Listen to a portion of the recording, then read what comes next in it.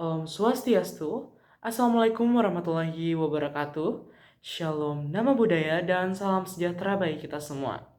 Perkenalkan, nama saya Alfrica Sabaraling dengan NIM 240951145 dari kelas D. Saya merupakan mahasiswa aktif Fakultas Kedokteran Hewan Universitas Udayana.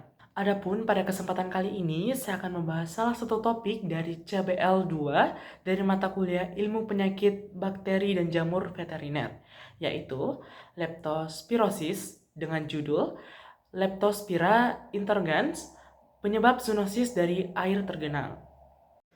Adapun latar belakang dari topik kali ini adalah leptospirosis merupakan penyakit zoonosis penting yang disebabkan oleh bakteri Leptospira interrogens, yang dimana penyakit ini dapat menyerang hewan dan manusia melalui paparan air atau tanah yang terkontaminasi oleh urin hewan terinfeksi, khususnya tikus.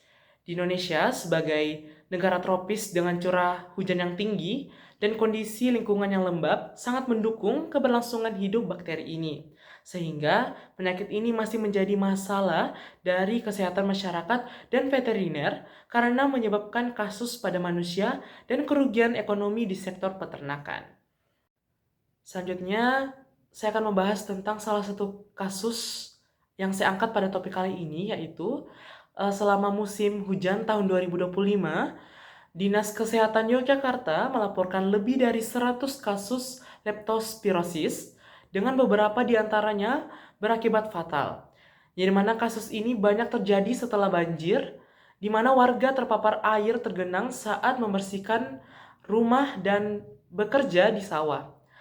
Selain itu, laporan dari peternak di Jawa Tengah menunjukkan sapi yang mengalami abortus akibat infeksi leptospira.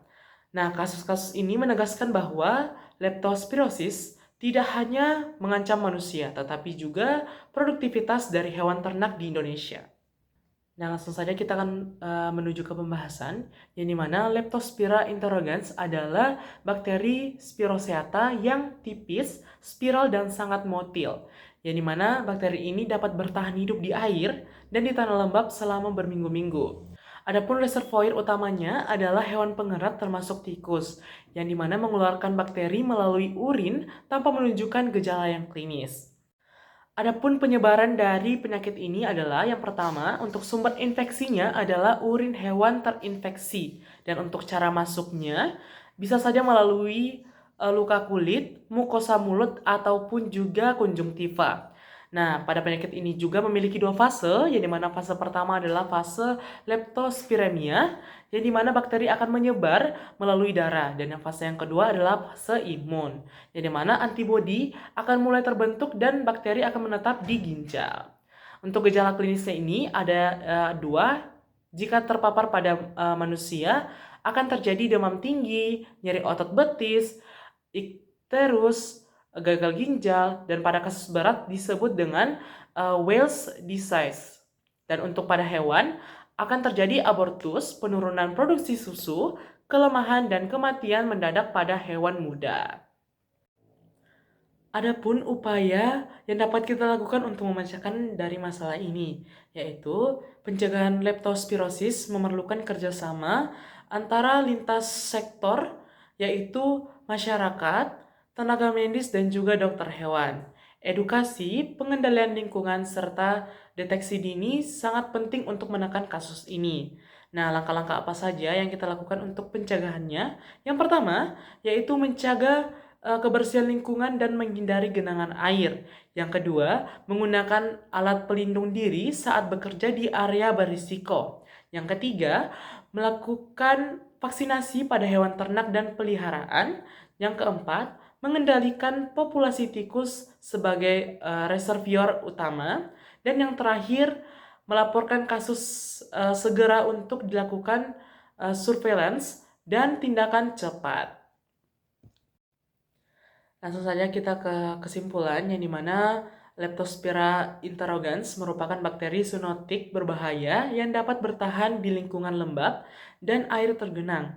Penyakit leptospirosis ini menimbulkan dampak signifikan pada kesehatan manusia dan hewan, Dan untuk pencegahannya bisa melalui kebersihan lingkungan, vaksinasi hewan, serta edukasi masyarakat menjadi kunci utama dalam memutus rantai penularan ini.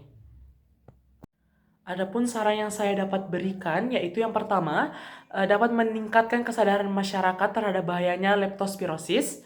Yang kedua, tingkatkan kolaborasi lintas sektor ataupun penerapan One Health. Yang ketiga, dapat menerapkan sanitasi lingkungan yang baik terhadap lingkungan terutama di musim hujan. Yang keempat, dokter hewan dan tenaga kesehatan perlu berkolaborasi dalam mengawasi zoonosis. Dan yang kelima, pemerintah daerah perlu memperkuat program vaksinasi dan pengendalian hama. Dan yang keenam, memperluas edukasi masyarakat mengenai bahayanya air tergenang. Dan yang terakhir, memperkuat sistem respon cepat terhadap kasus zoonosis di lapangan. Nah, itu dia pemaparan dari saya. Saya mohon maaf apabila saya terdapat kesalahan kata maupun sikap. Saya mohon maaf. Dan untuk itu saya menutup dengan Paramasanti, Om Santi Santi Om. Wassalamualaikum warahmatullahi wabarakatuh. Shalom, namo buddhaya dan salam sejahtera bagi kita semua. Sampai jumpa di kesempatan selanjutnya. Terima kasih.